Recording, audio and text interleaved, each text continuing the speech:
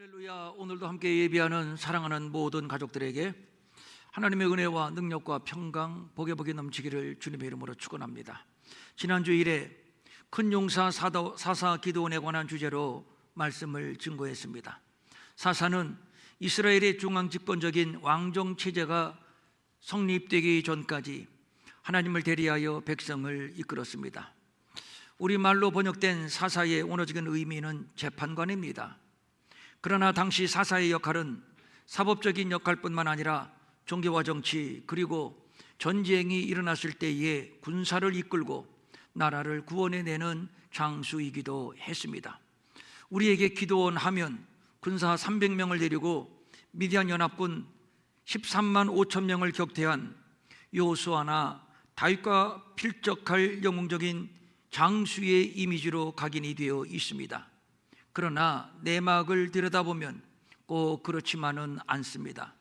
7년 동안 미디안의 군대가 이스라엘을 괴롭혔는데 성경의 기록이 이렇습니다. 미디안 사람들은 매우 강했으며 이스라엘 사람들을 잔인하게 대했다. 그래서 이스라엘 사람들은 산에 있는 동굴이나 산성에 숨기도 했다. 이스라엘 사람들이 농사를 지을 때마다 와서 이스라엘 사람들을 공격했다. 그리고 그들은 이스라엘 사람들이 심어놓은 농작물을 망쳐 놓았다. 그들은 이스라엘 사람들이 먹을 것을 남겨두지 않았다. 양이든 소든 나귀든 하나도 남겨놓지 않았다. 그들은 메뚜기 떼와 같았다. 미디안 사람들은 그 땅에 들어와서 그 땅을 몹쓰게 만들어 놓았다. 이러한 때에 기드온 역시 어느 곳에 숨어서 포도주 틀에 밀을 타작하는 지극히 평범이하의 겁쟁이 소시민에 불과한 인물로 성경은 소개하고 있습니다. 그런데 하나님의 사자가 대뜸 나타나 기드온을 큰 용사라고 불러주며 드디어 역사의 무대 위에 불러내었음을 지난주 일에 말씀을 드렸습니다. 사사기는 인간의 반복적이며 계속적인 불순종과 범죄를 고발하고 반면 하나님의 끝없는 용서와 회복, 끝없는 하나님의 사랑을 계시하는 책입니다. 그리고 또 하나 그 안에서 누리는 여호와 샬롬, 즉 평안입니다. 오늘은 이 평안의 문제를 다뤄보려고 합니다. 본문을 보면 그 유명한 여호와 샬롬이라고 하는 말이 등장하는데, 그런데 배경이 꽤나 낯섭니다. 지금의 상황은 미디안으로 말미암아 궁핍함이 심한지라 이에 이스라엘 자손이 여호와께 부르짖었더라. 못 살겠다고 아우성했다는 얘기지요. 그러니까 평안과는 정반대의 상황입니다. 미디안에 의해서 7년 동안이나 약탈을 당하고 하루인들 편안하게 잠을 이루지 못하는 하루살이 인생으로 살아가는 형편입니다. 그런데 평안이라니요, 이런 상태에서 평안이라니요, 가당치도 않은 말입니다. 이 역설적인 모순. 그러면 본문에서 말하는 평안은 무엇인가요? 거듭 말씀합니다만 애당초 기드온에게는 장수의 기질이 없었습니다. 여호와의 사자가 기드온을 찾아와서 큰 용사여, 여호와께서 너와 함께 하신다고 말할 때만 해도 기드온은 두려움과 불안감이 최고조에 달했고 하나님께 대한 불만이 극치에 이르렀습니다. 그래서 폭발합니다. 무슨 말씀이십니까? 하나님이 우리와 함께 하신다고요? 진정입니까? 여호와께서 우리와 함께 하신다면 우리가 왜 이토록 많은 괴로움을 겪어야만 하는 겁니까? 여호와께서 우리 조상들을 애굽에서 구원해내실 때 놀라운 기적들을 베풀었음을 우리는 익히 알고 있습니다. 그러나 그때는 그때고 그때에는 하나님이 그렇게 하셨는지는 몰라도 그러나 내가 볼 때 지금은 아닙니다. 우리가 당하는 이 고통은 모두 하나님이 허락하신 것, 원인은 하나님입니다. 하나님께 쌓인 불만이 화산이 폭발하듯 터져 나옵니다. 그리고 계속 말합니다. 내가 큰 용사라고요? 아닙니다. 사람 잘못 보셨습니다. 우리 집은 므낫세 중에서 가장 약하고 나는 내 아버지 집에서도 가장 보잘것없는 자에 불과합니다. 다른 사람을 알아보세요. 기드온은 약이 받쳐 하나님께 대꾸합니다. 아무리 봐도 기드온에게는 여호수아와 같은 믿음도 없고 용기도 없고 또 위기에 처한 나라를 구원하고자 하는 다윗과 같은 애국심도 없어 보입니다. 큰 용사가 되기에는 턱도 없습니다. 그때 하나님이 또 말씀합니다. 내가 반드시 너와 함께 하리니 내가 미디안 사람 치기를 한 사람 치듯 할 것이야. 이 말은 미디안 사람의 숫자가 얼마이든지 너는 한 사람과 싸우는 것처럼 쉽게 저들을 물리칠 것이야 라는 말씀입니다. 불만이 고조에 달았던 기드온이 이 말에 귀가 솔깃합니다. 고무되기 시작을 합니다. 하여 심기의 변화가 옵니다. 그는 말합니다. 당신이 하신 말이 진실입니까? 정말로 나를 큰 용사로 만들어 줄 겁니까? 정말로 내가 나가서 싸우면 저 수많은 미디안 군사가 한 사람처럼 내 앞에 꼬꾸라질 겁니까? 그렇다면 당신이 한 말에 책임질 수 있는 증거를 보여주세요. 우리는 여기에서 이런 생각을 해봅니다. 여호와의 사자가 어떤 행색을 갖추고 기드온을 찾아왔기에 기드온이 당신이 주님이 보낸 사자임을 증명해 달라고 하는 것일까요? 아마도 누추한 나그네의 모습으로 오지 않았나 싶습니다. 충분히 이런 상상이 가능합니다. 만약에 여호와의 사자가 번쩍이는 옷을 입고 불병거를 타고 수많은 호위병을 거느리고 눈이 부실 만큼의 광채를 입고 기드온 앞에 나타났더라면 과연 기드온이 당신이 하나님이 보낸 사자가 맞습니까? 그렇다면 그 사실을 한번 내게 입증해 보세요. 감히 이런 요청을 할 수 있었는가 말입니다. 아닐 겁니다. 묻지도 않고 따지지도 않고 대뜸 그 앞에 무릎을 꿇고 이렇게 누추한 곳까지 주의 사자가 친히 왕님 하시다니 몸둘 바를 모르겠나이다. 제가 큰 용사이며 미디안 군대를 한 사람 치듯 한다고요? 백골이 난망이로 소이다. 말씀만 하옵소서 즉각적으로 순종하겠나이다.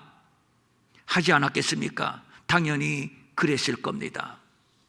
그런데 당신이 진정 하나님이 보내신 사자라는 사실을 증명하라고 무례하게 요청하는 것을 보면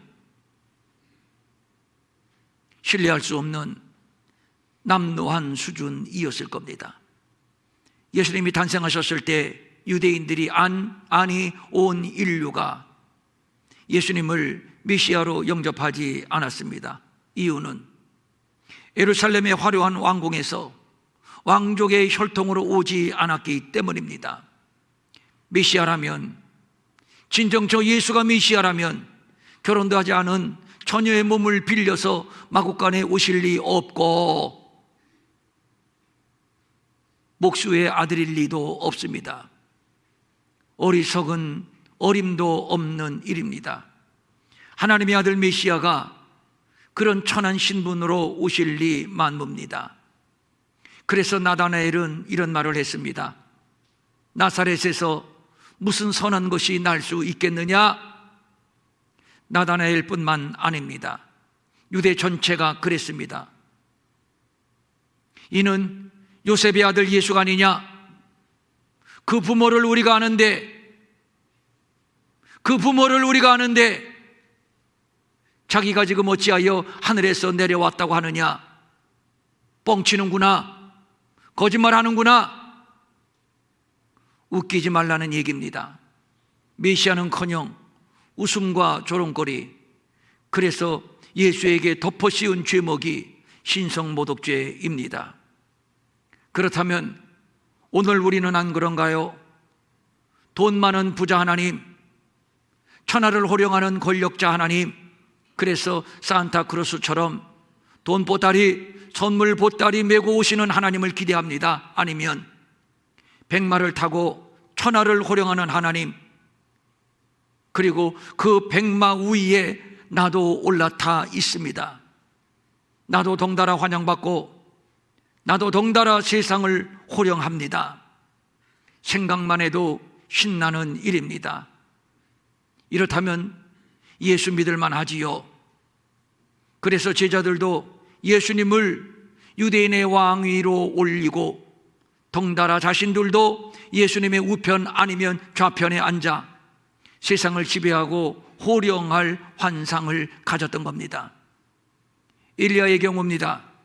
갈멜산에서 불을 내려 하나님만이 유일하신 참 신이심을 입증하고 기손 시내가에서 바알과 아세라 선지자 850명을 한꺼번에 죽여버리고, 그리고 3년 6개월 만에 비를 내리게 했습니다. 일약 영웅이 되었습니다. 아마도 백성들은 엘리야, 엘리야, 엘리야, 엘리야의 이름을 연호했을 겁니다. 참으로 멋집니다. 하나님의 선지자라면 최소한 이 정도는 되어야지요. 그런데 어느 날 이세벨이 자신을 죽이려 한다는 소식을 듣고 갑자기 허무함과 두려움이 밀려오기 시작합니다. 하나님께 대한 원망이 밀려오기 시작합니다. 그래서 하나님께 나아가 하나님, 차라리 나를 죽여주세요. 악이 바친 반항을 합니다. 내가 이렇게 불의한 이세벨에게 쫓기는데 어째서 하나님은 나를 위하여 갈멜산에 내렸던 그 불로 저 왕궁을 불태워 원수를 갚지 않습니까? 엘리야의 털끝이라도 건드리는 자는 내가 용서하지 않겠다. 어째서 하나님은 엘리야가 하나님의 위대한 종이라는 사실을 한 번도 입증해 주지 않습니까? 아마도 엘리야는 백성들이 자신을 영웅 대접하는 것처럼 하나님도 자신을 영웅 대접해 주기를 기대했는데, 그런데 영웅 대접하지 않는 하나님께 대한 불만이 쌓였는지도 모르겠습니다. 이때 하나님이 말씀합니다. 가거라, 산 위에서 내 앞에 서 있어라. 내가 네 앞으로 지나가겠다. 그러더니 매우 센 바람이 불어와 여호와 앞에서 산을 가르고 큰 바위를 쪼갰다. 그러나 여호와께서는 그 바람 속에 계시지 않았다. 바람이 불고 난 뒤에 지진이 일어났다. 그러나 그 지진 속에도 여호와는 계시지 않았다. 지진이 일어난 후에 또 불이 났지만 그 불 속에도 여호와는 계시지 않았다. 불이 난 뒤에는 바람이 지나가고 지진이 지나가고 불이 지나가고, 그리고 나서 조용하고 부드러운 목소리가 들렸다. 하나님을 로또나 슈퍼맨 정도로 생각하는 자들이 한국교회에 꽤나 많습니다. 일종의 기복신앙이고 또 일종의 신비주의입니다. 보이는 것으로 믿음을 입증받으려고 합니다. 그런데 엄밀히 말해서 이것은 믿음이 아닙니다. 굳이 말하자면 사이비 믿음이라고나 할까요? 이 사실을 알아야 합니다. 하나님은 달콤한 사탕 하나 물려주고 호감을 사는 분도 아니고 천군만마를 거느림으로 당신의 위대함을 인정받으려는 분도 아닙니다. 우리가 인정을 하건 인정을 하지 않건 하나님은 하나님이십니다. 영원전부터 완전함으로 스스로 존재하는 하나님이십니다. 무엇으로 당신의 하나님 되심을 입증할 필요가 없습니다.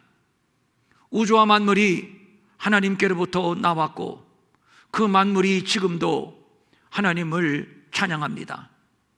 하늘이 하나님의 영광을 선포하고 창공은 주님의 솜씨를 알린다. 낮은 낮에게 말하고 밤은 밤에게 아는 것을 알려준다. 언어도 없고 말하는 소리도 없고 들리는 소리도 없지만 그 소리들은 온 땅에 두루 퍼지고 땅끝까지 퍼져 나간다. 지금도 말입니다. 무엇을 더 증명합니까? 창조주와 피조물과의 관계는 증명하는 관계가 아니라 믿음의 관계입니다. 기적을 나타내면 믿겠다고요? 소원 하나만 들어주면 믿겠다고요? 이것은 진정 기독교 신앙의 구조가 아닙니다. 믿음은 믿음일 뿐이지 거래가 아닙니다. 서기관과 바리새인들이 예수님에게 와서 표적을 보여달라고 합니다. 다시 말해서 당신이 하나님의 아들 메시아인 증거를 보여달라고 말합니다.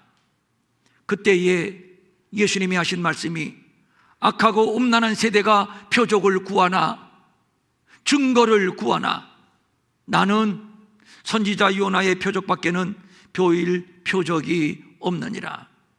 예수님의 답변은 아주 간결하지요. 다른 증거 없어, 다른 증거 없어, 오직 십자가 외에는.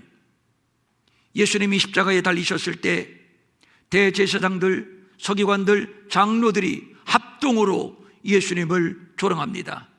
내가 이스라엘의 왕이냐? 내가 하나님의 아들이냐? 진정 내가 메시아냐? 그렇다면 십자가에서 한번 뛰어내려 봐라. 그리하면 우리가 믿겠노라. 하나님의 아들인 것을 뛰어내림으로 증명해 보라는 겁니다. 그러면 우리가 믿어주겠다는 말입니다. 이런 경우는 사단이 예수님을 시험할 때도 있었습니다. 이 많은 돌들로 한번 떡을 만들어 봐라. 그리하면 우리가 믿어주겠다. 이 높은 성에서 한번 뛰어내려 봐라. 그러면 우리가 믿어주겠다. 그러나 예수님은 거절하셨습니다. 예수님은 보이는 기적을 통해서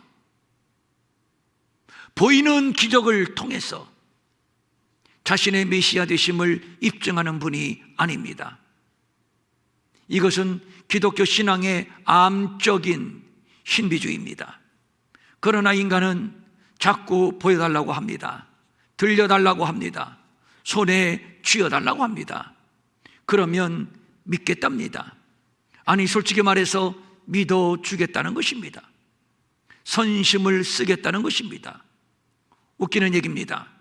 하나님은 인간으로부터 선심을 필요로 하는 분이 아닙니다. 하나님은 영원전부터 유일하신 절대자이십니다. 믿어주겠다고요? 인정해주겠다고요? 하나님이 웃으실 일입니다. 우리가 믿거나 말거나 인정하건 인정하지 않건 하나님은 홀로 유일하신 하나님이십니다. 하나님이 우리에게 주신 선물 무엇입니까? 믿음이지요. 선물로 주신 믿음으로 하나님의 하나님 되심이 믿어지는 겁니다. 선물로 주신 믿음, 그러니까 믿음조차도 하나님이 주신 선물. 무슨 얘기입니까? 믿음의 주도권이 인간에게 있는 것이 아니라 하나님께 있다는 것입니다. 이것을 은혜라고 합니다. 그래서 세상에 존재하는 그 많은 종교들 가운데 기독교만 유일하게 은혜와 믿음을 소유하고 있습니다. 그래서 진리입니다. 그를 믿는 자는 심판을 받지 아니하는 것이요, 믿지 아니하는 자는 하나님의 독생자의 이름을 믿지 아니하므로 벌써 심판을 받은 것이니라. 믿음은 선심이 아닙니다. 삶과 죽음, 영생과 심판을 가르는 하나님이 주신 선물입니다. 나는 하나님께 선심을 쓰고 하나님은 우리가 베푼 그 선심의 감동을 받아 기적을 베풀어 주시는 기브앤테이크, 즉 거래의 관계를 기대한다면 이것이야말로 샤머니즘화된 기독교 우상입니다. 하나님은 우리가 베푸는 알량한 선심에 감동하는 분이 절대로 아닙니다. 지성이면 감천이라고 비나이다 비나이다 상다리 부러지게 차려놓고 지성을 드립니다. 그리하면 하늘이 감동을 해서 소원을 들어준다는 얘기지요. 이것은 전형적인 미신이요, 전형적인 샤머니즘입니다. 오늘 기도원에게서 이렇게 샤머니즘화된 믿음의 형태를 발견하게 됩니다. 즉, 당신의 말대로 미디안 군대를 한 사람 치듯하여 이스라엘을 구원해 낼 테니 당신이 한 말에 대하여 책임지겠다는 증거를 내게 보여달라고 하는 겁니다. 그리고 기드온이 방법을 제시합니다. 하나님의 사자님, 여기 잠깐 계세요. 내가 예물을 가지고 올 테니 그 예물로 하나님 앞에 제사 드릴 때까지 이 자리를 떠나지 말아주세요. 그러니까 내가 하나님께 어떻게 지극정성으로 지성을 드리는지 지켜봐 달라는 겁니다. 증인이 되어 달라는 겁니다. 그리고 예물을 가져오는데 무교병, 고기, 양고기겠지요. 그리고 국을 가지고 왔습니다. 그런데 본문을 보면 그가 가지고 온 제물의 분량을 말하자면 한 사람이 드리는 제사치고는 굉장히 많은 분량입니다.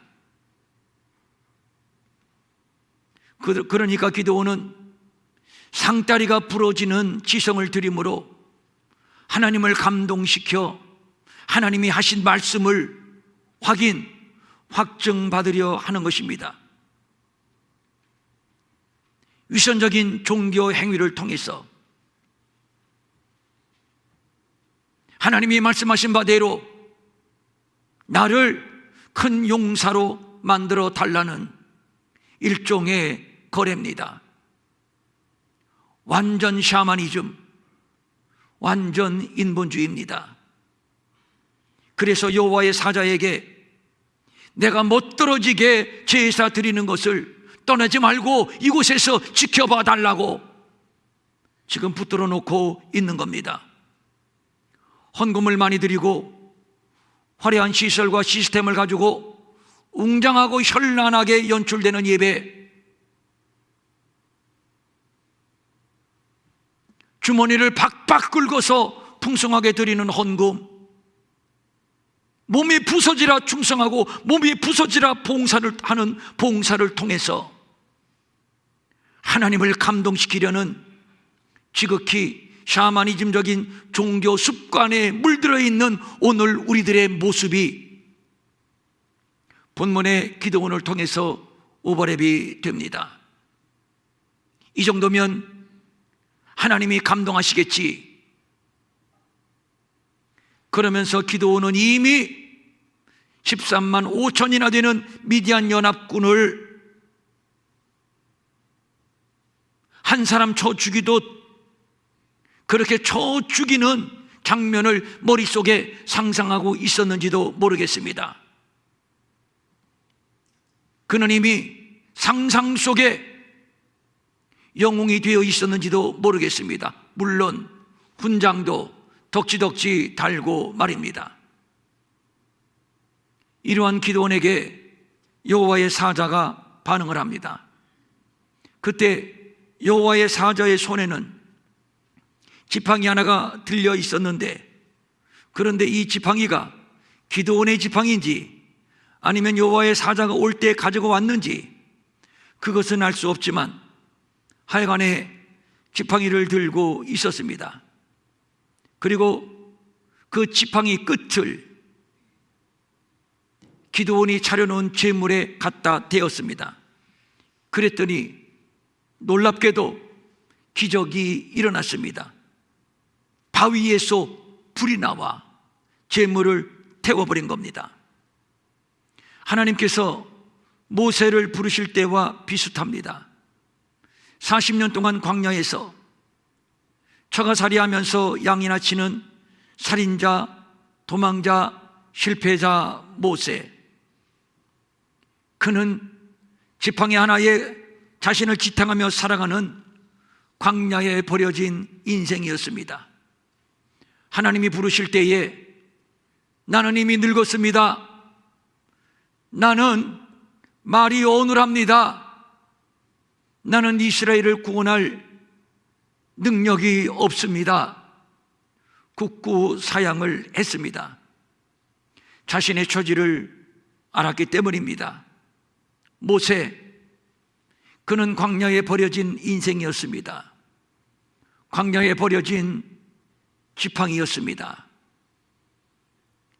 그런데 그 지팡이가 하나님의 손에 들려진 하나님의 지팡이가 될 때 그 지팡이 하나로 바로를 굴복시켰고 홍해를 갈랐고 반석을 쪼갰고 그 지팡이로 이스라엘을 가나안으로 인도했습니다.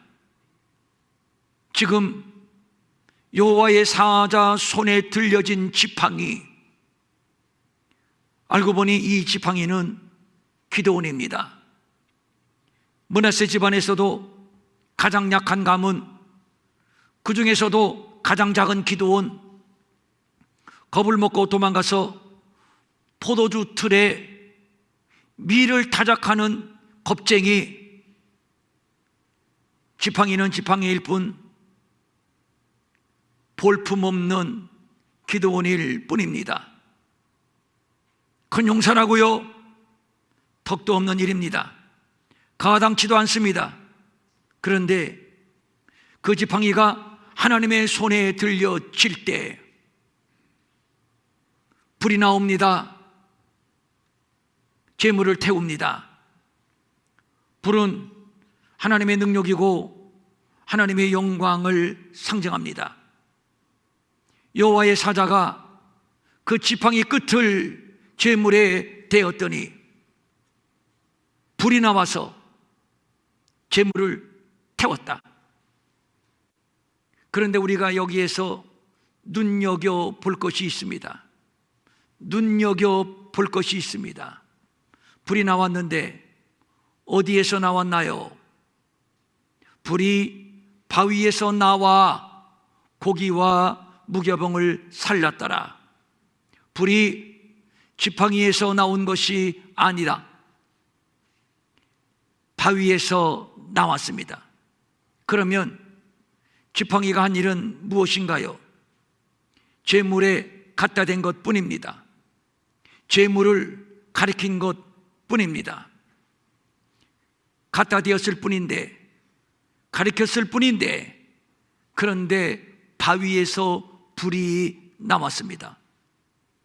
오늘 우리의 신앙을 점검하는 매우 중요한 교훈이라고 봅니다. 내 업적, 내 공로가 아닙니다. 내 수고와 내 헌신이 아닙니다. 지팡이는 지팡이일 뿐이요, 절대로 지팡이에서는 어떤 능력도 나타날 수가 없습니다. 불은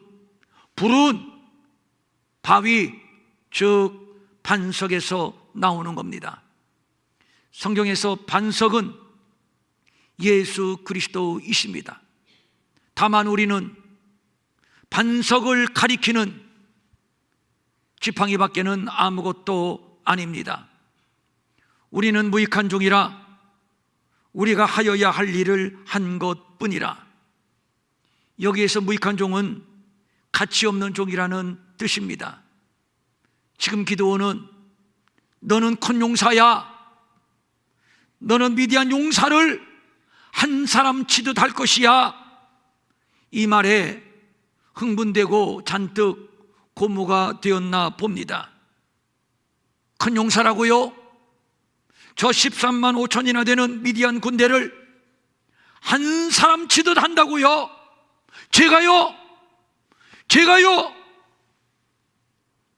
이때 기드온은 이미 스스로 큰 용사가 되었습니다. 이미 자기가 가슴에 훈장을 달았고 이미 백마를 탄 개선 장군이 되었습니다. 흥분을 감추지 못하고 분에 넘치는 재물을 쌓아놓고 하나님 앞에 선심을 쓰고 있는 겁니다. 이미 영웅이 된 채 말입니다. 그리고 하나님과 거래를 합니다. 당신이 한 말 꼭 지키세요. 큰 용사로 만들어준다고 했지요. 저 미디안 군대를 한 사람 치듯 한다고 했지요. 내가 이렇게 상다리 부러지도록 제물을 차려놓고 제사를 드리니 그 약속 지키세요. 이러한 기드온의 무지, 기드온의 교만을 하나님은 박살내고 계십니다. 기드온, 너 내 말을 오해했구나. 네가 한다고? 네 자신을 알아라. 너는 지팡이일 뿐이야. 지팡이일 뿐인 너를 큰 용사로 쓰는 내가 큰 용사이며, 미디안 군대를 한 사람 치듯 하는 것도 바로 나야. 이것을 잊으면 안 돼. 이 말씀에 비로소 기드온이 정신이 번쩍 듭니다. 그리고 몸둘 바를 몰라 죄송하고 부끄러워 하나님 앞에 폭삭 엎드립니다. 그리고 말합니다. 슬프도 소이다. 내가 여호와의 사자를 대면하여 보았나이다. 이 말의 다른 성경 번역은 주 여호와여 나를 살려주세요. 나를 살려주세요. 내가 여호와의 천사를 직접 보았나이다. 비로소 기드온은 자신이 고작 지팡이 정도밖에 안 되는 존재임을 깨닫게 됩니다. 그리고 다시 일어납니다. 다시 제단을 쌓습니다. 그리고 그 제단의 이름을 여호와 샬롬이라고 부릅니다. 상황은 달라진 것이 없습니다. 있다면 자신이 고작 지팡이에 불과한 무익한 존재라는 것을 깨닫게 된 것이고, 그리고 이렇게 천한 무익한 존재가 하나님의 손에 붙들리게 될 때 큰 용사 되시는 하나님이 친히 미디안 군대를 한 사람 치듯 하여 이스라엘을 구원할 것임을 깨달았다는 것, 이것밖에는 달라진 것이 없습니다. 깨닫는 순간, 그렇구나, 나는 무익한 지팡이로구나. 그렇구나, 나를 큰 용사로 써주시는 하나님이 진정 큰 용사이시로구나. 내가 미디안 군대를 한 사람 치듯 한다면 그것은 내가 한 것이 아니라 하나님이 한 것이로구나. 이 사실을 깨닫게 되는 순간 그에게 드디어 평강이 밀려옵니다. 그래서 그 제단의 이름을 여호와 샬롬, 여호와 평강이라고 붙입니다. 성도님들, 우리가 두렵고 불안한 것, 다시 말해서 평안을 잃어버리게 되는 것은 내가 내 지혜로 내 능력으로 무엇을 해보려는 나 자신에 대한 기대감이 크기 때문입니다. 긍정적인 자신감은 필요하지만, 그렇다고 내가 나를 성공시킨다, 그렇다고 내가 나를 큰 용사로 만들 수 있다, 미디안 군대를 한 사람 치듯 할 수 있다 라고 생각하는 것은, 그것은 교만입니다. 절대로 그런 자에게는 평강이 없습니다. 고작 지팡이 인생임을 시인하고 하나님 앞에 두 손 들고 엎드릴 때, 그때 주님의 음성이 들립니다. 안심하라, 두려워하지 말라, 너는 죽지 아니할 것이다. 이 말씀이 들려지는 순간 평강이 밀려옵니다. 그것이 여호와 샬롬입니다. 평안이 없는 세상, 평안이 없는 인생, 그럼에도 우리가 평안할 수 있는 것은 바로 이 여호와 샬롬의 은혜가 우리를 덮기 때문입니다. 주님 손에 붙들리십시오. 주님께 맡기십시오. 어느덧 평강이 밀려올 겁니다. 주님이 말씀합니다. 두려워하지 마라, 걱정하지 마라, 너는 죽지 아니할 것이다. 이 여호와 샬롬의 은혜가 우리 모두, 우리 모든 가정, 이 나라, 이 민족 위에 기름 부어질 수 있기를 주님의 이름으로 축원합니다. 힘들고 어렵고 곤고하고 답답하고 우울하고 죽고 싶구나 라는 생각이 들 때마다, 그렇지, 나는 지팡이지, 주님의 손이 나를 붙들 때 나는 큰 용사가 될 수 있지 라는 생각을 하는 순간,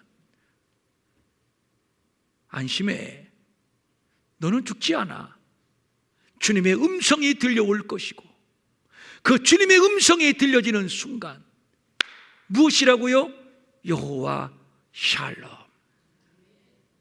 이 여호와 샬롬의 은혜가 이 어수선하고 복잡하고 살벌한 세상을 사랑하는 우리 모든 가족들 위에, 가정 위에, 우리 교회 위에 충만하시기를 주님의 이름으로 축원합니다. 축원합니다. 아멘. 일어나셔서 찬송 412장 함께 부릅니다. 412장. 하늘에서 내려오는 평안, 여호와 샬롬.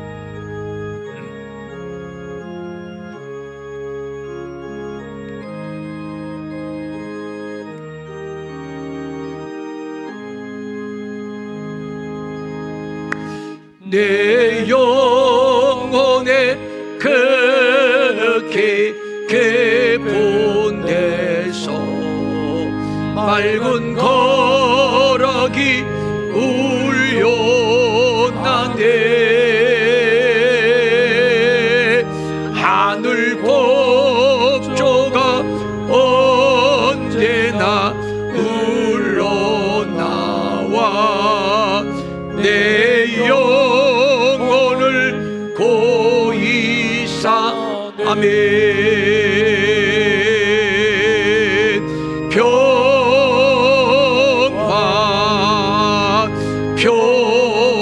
평화로다. 하늘 위에서 내려오네.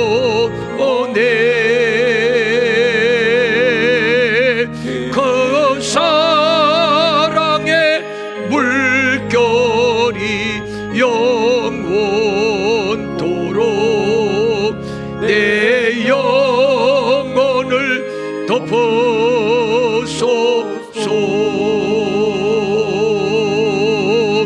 내 마음속에 솟아난 이 평화는 대패 멋진 법배로다.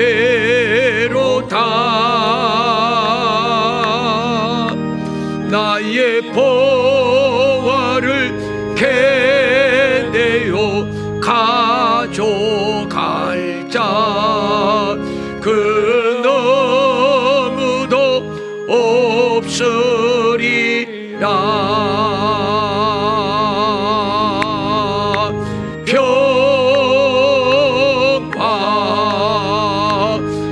평화 아멘. 하늘 위에서 내려오네. 그 사랑의 물결이 영원토록 내 영혼을 덮어소서.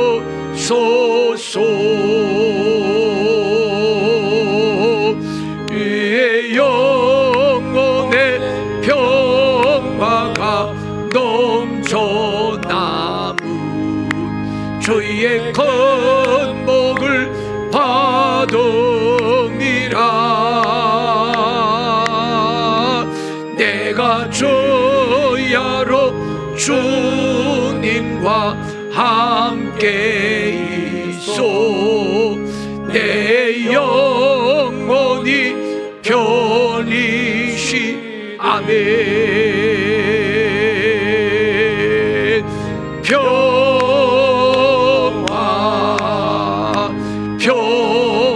평화로다. 하늘 위에서 내려오네. 아멘. 그 사랑의 물결이 영원토록 내 영혼을 덮어소서.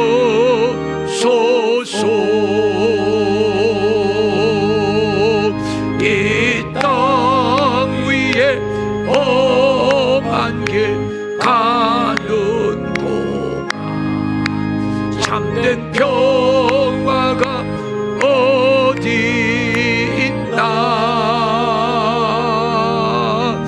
우리 모두 다 예수님 친구 삼아 참 평화를 누리겠네.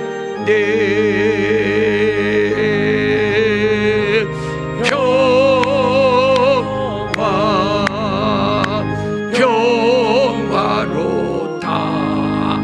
하늘 위에서 내려오네.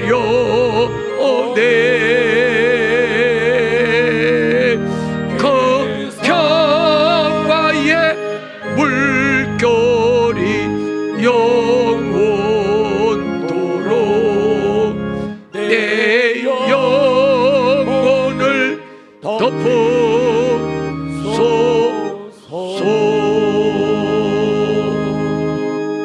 4절 한번 띄워주시죠.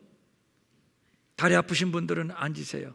어떤 분이 저한테 목사님 정식으로 건의합니다.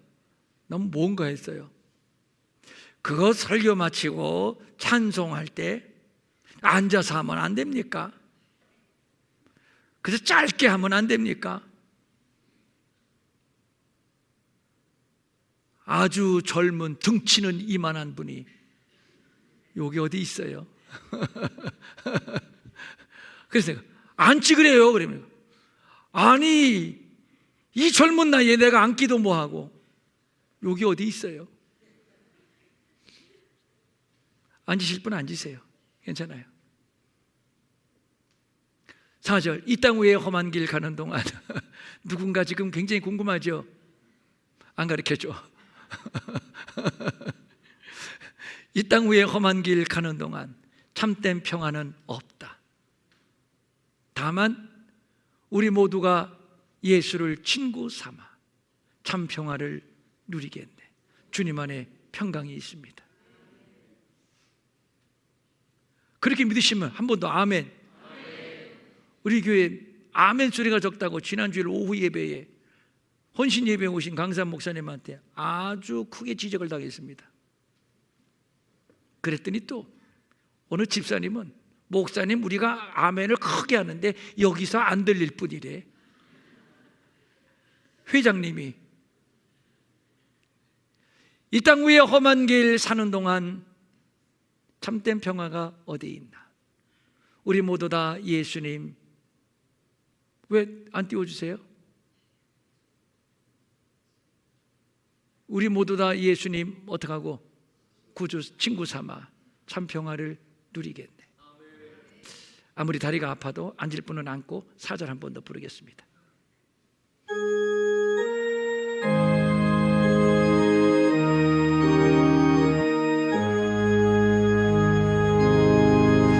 이 땅 위에 험한 길 가는 동안 참된 평화가 어디에 있나 보지. 우리 모두 다 예수를 친구 삼아 참 평화를 누립시다.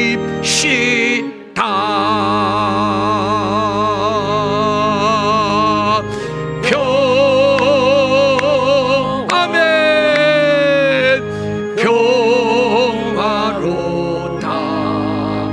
하늘 위에서 내려오네.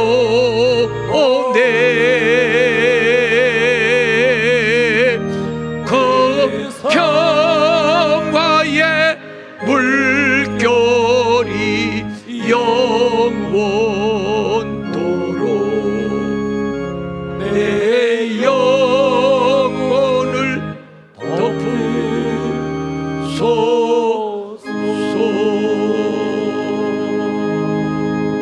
그 평화의 물결이 영원토록 이 땅 위에 넘치소서.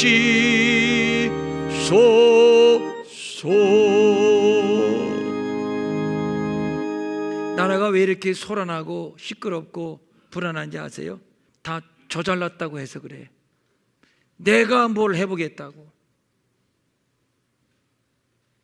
다 내가 대통령 되고 싶어서, 다음에는 내가 다 큰 배지 달고 싶어서, 그래서 싸우느라고 평화가 없는 거예요. 나는 지팡이입니다. 주님, 나는 지팡이입니다 하는 순간 두려움과 불안과 싸움과 다툼 물러가고, 하늘 위에서 내려오네. 하늘에서 평화가 이 땅에, 우리에게, 우리 가정에 내려오는 겁니다. 그렇게 믿으시면 다 같이 아멘. 기도하겠습니다.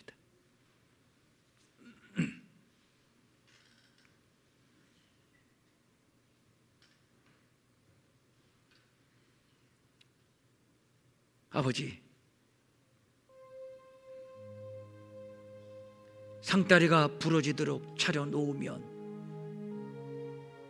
지성을 드리면 하나님이 감동하시고,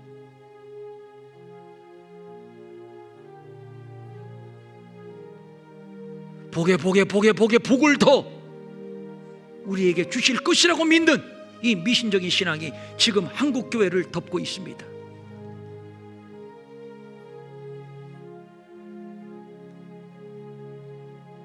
그래서 더 크게 짓고, 더 화려하고 더 비싼 것으로 치장하고,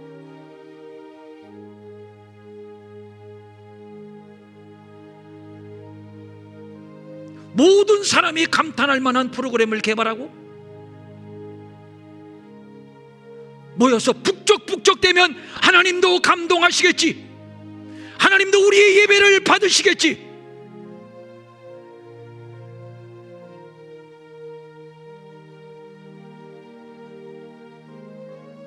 우리를 큰 용사로 써주시겠지.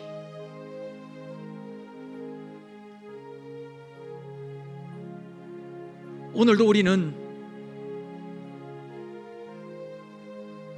기도원의 꿈을 꾸고 있는지도 모르겠습니다.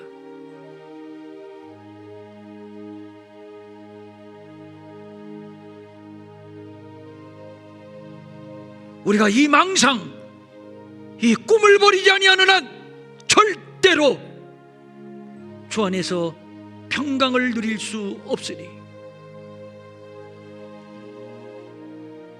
아버지, 우리의 잘못된 세속주의, 신비주의, 기복주의, 잘못된 믿음을 파쇄시켜 주시고, 나는 지팡이입니다. 아무것도 할 수 없는 무능하고 무지한 지팡이에 불과합니다. 주님, 어쩌면 좋습니까? 나를 불쌍히 여기소서.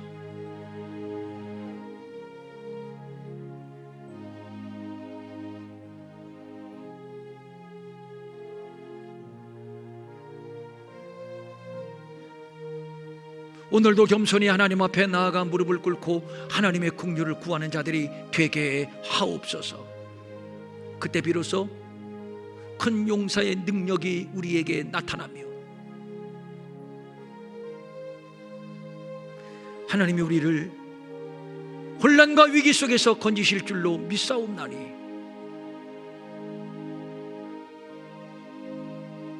사랑하는 우리 평촌 일회교회 모든 가족들에게 여호와 샬롬으로 덮어 주시옵소서.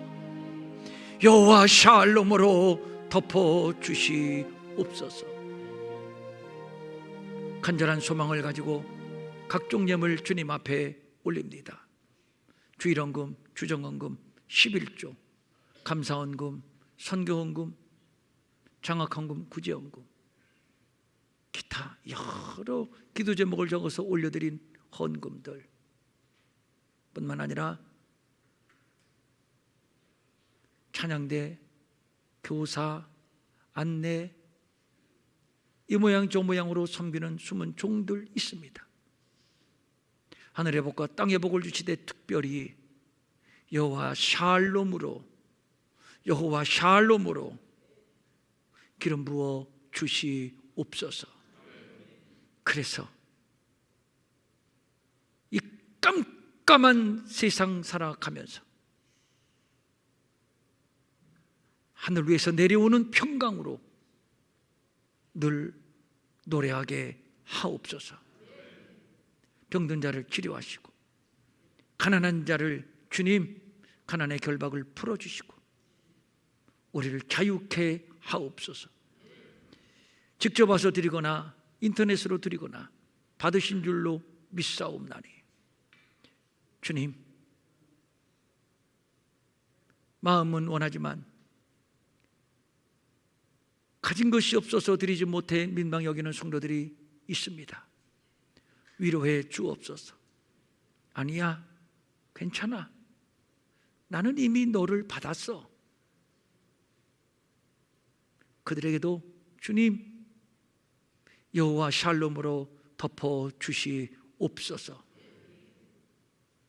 이제는 우리 주 예수 그리스도의 은혜와 하나님 아버지의 무한하신 사랑과 성령님의 감동하시고 위로하시고 안위하시고 능력 주시고 형통케 하심이 여호와 샬롬을 품고 돌아가는 모든 성도들 머리 위에 영원히 함께 없시기를 간절히 축원하옵나이다. 아멘.